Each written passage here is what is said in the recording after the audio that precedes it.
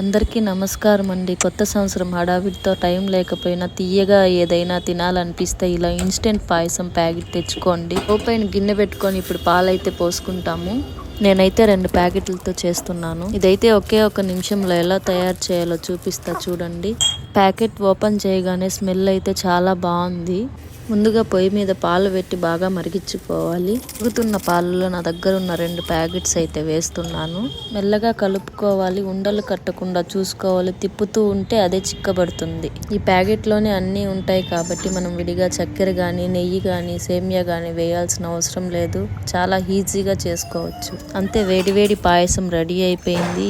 కొత్త సంవత్సరంలో ఇంతకంటే స్వీట్ అండ్ సింపుల్ రెసిపీ ఇంకేముంటుంది. అలాగే అందరికీ హ్యాపీ న్యూ ఇయర్.